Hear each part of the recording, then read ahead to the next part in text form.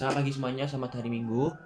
Di sini saya akan bawa renungan pada tanggal 10 Agustus 2025 hari Minggu. Nah, aku tuh mau mulai renungan dengan satu pertanyaan dulu nih. Kalau listrik mati di rumah, apa yang pertama kalian mencari? Pasti sebagian ada yang job lilin, senter, HP mulai nyalakan HP center.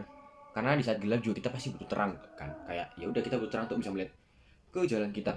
Nah, coba bayangin kalian semua lagi sendirian di ruang gelap banget tuh kayak pas mati lampu, nggak ada cahaya, nggak ada suara, rasanya gimana? Deg-degan kan, kayak nyaman, bahkan kadang itu kayak ngerasa kayak gelisah gitu lah. Kadang juga sedikit cahaya atau apa aja bisa bikin lega gitu ngerasanya. Nah, di sini Yesus itu tahu persis betapa pentingnya terang itu, karena pada Matius 5 ayat 16 yang berbunyi, demikianlah hendaknya terangmu bercahaya di depan orang supaya mereka melihat perbuatan yang baik dan memuliakan Bapa di surga. Nah, itulah ayat renungan hari ini. Tapi sebelum itu marilah kita bersatu dalam doa. Mari kita berdoa. Terima kasih Tuhan, terima kasih sekarang Kau telah memberkati kami dari tadi malam tidur hingga kami pada hari ini mendengarkan renungan pagi Bapak. Bapak berkatilah agar hamba-Mu yang renungan ini bisa menjadi berkat, bisa membawa renungan dengan baik, dan yang mendengarkan renungan-Mu ini bisa menjadi berkat dan bisa menyebarkan berkat-berkat ini. Terima kasih Tuhan, haleluya, amin. Oke,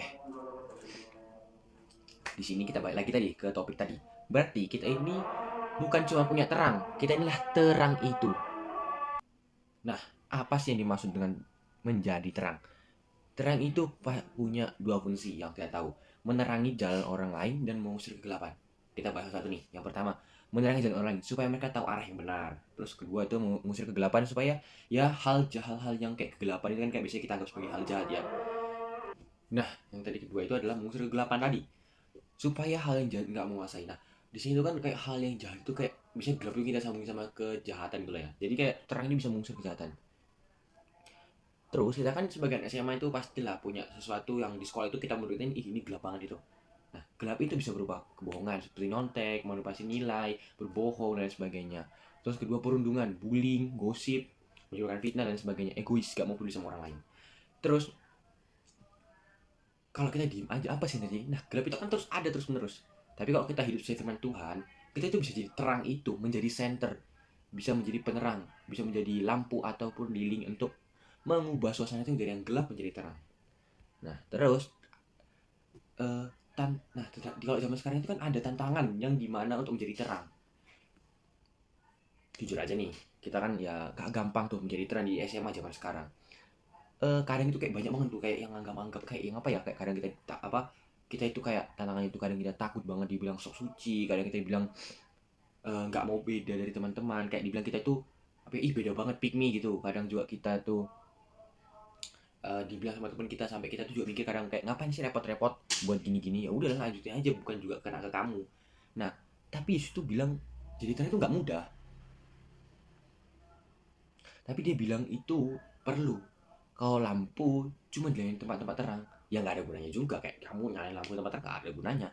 Lampu itu malah bermanfaat justru tempat yang gelap. Artinya kita harus siap bersinar tempat di mana yang butuh cahaya itu, walaupun kadang itu membuat kita nggak nyaman. Tapi kita harus menjadi terang di tempat itu. Nah, lanjut sini. Aku tuh punya sedikit cerita aja lah. Kita anggap apa ya? Kayak contoh aja lah.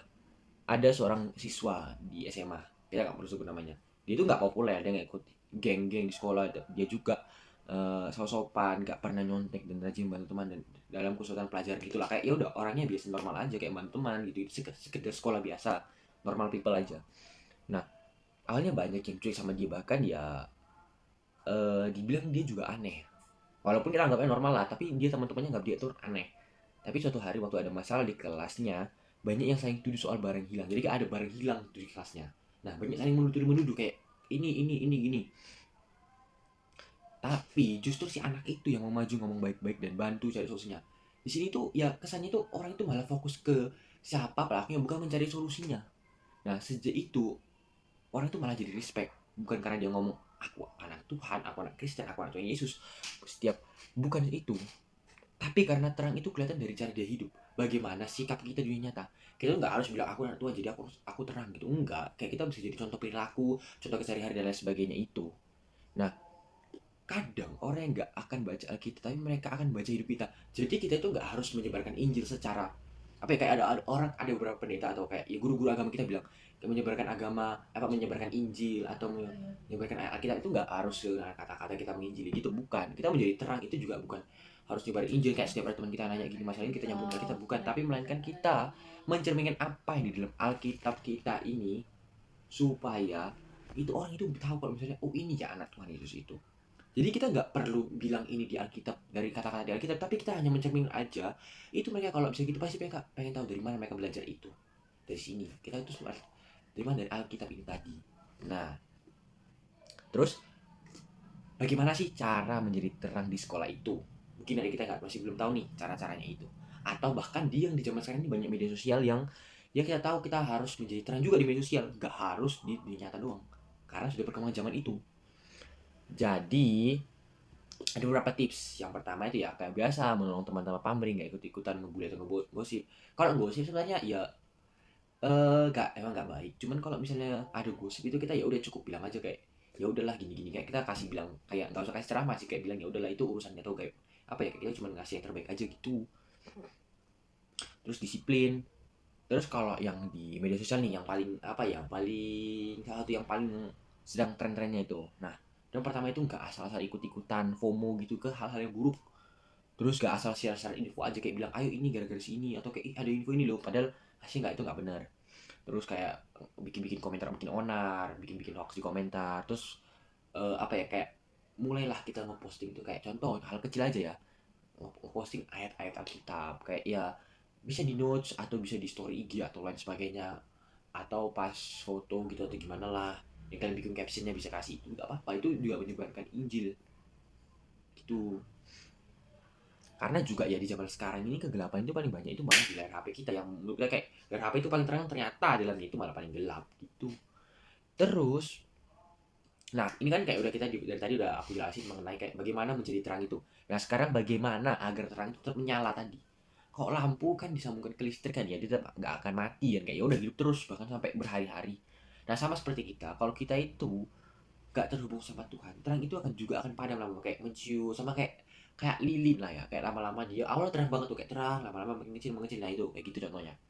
Nah ini ada beberapa tips juga nih untuk menjaga terang itu tetap menyala. Yang pertama itu ya pagi-pagi itu mulai dengan renungan, mulai baca-baca Alkitab, satu ayat atau lima ayat aja, lima ayat Alkitab itu udah cukup. Ya kayak kita 5 sampai 10 menit itu udah cukup banget. Terus jaga hati dari dosa kecil. Nah dosa kecil ini apa sih? Kayak kita menyontek, mulai bohong, itu sebenarnya dosa kecil yang dimana kita itu nganggapnya itu kayak ya udahlah hal normal, tapi itu dosa. Dan nggak, sebenarnya dosa kecil, dosa besar nggak ada, cuman ya kita anggap itu kayak ya udah dosa biasa aja, bukan dosa besar yang sampai membunuh sebagainya, nggak, tapi itu dianggap sama Tuhan itu adalah dosa, jadi kita nggak boleh lakuin itu.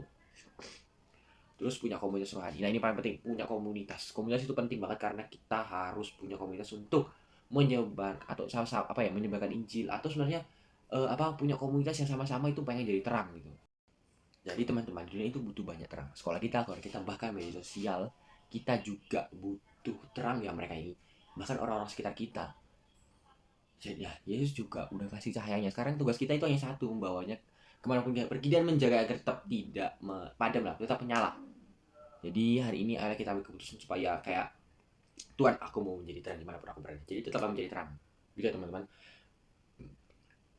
Sebelum kita menutup renungan pada hari ini, mari kita berdoa. Terima kasih Tuhan, sekarang Kau dalam hati kami dari awal hingga saat ini, kami selalu mendengar renungan. Berkatilah Tuhan agar renungan yang hamba bawakan ini bisa dengar dan menjadikan hamba-Mu yang mendengar bisa menjadi terang dan membawa terang ini ke seluruh tempat. Mau dia gelap, mau bahkan kurang gelap atau lain sebagainya, itu bisa menjadi terang agar dunia ini penuh dengan keterangan dan tidak kegelapan itu sudah mulai berkurang. Terima kasih Tuhan, haleluya, amin. Cukup sekian dari renungan saya. Semoga hari ini kalian bisa menjadi terang dan menikmati hari kalian. Terima kasih, bye-bye.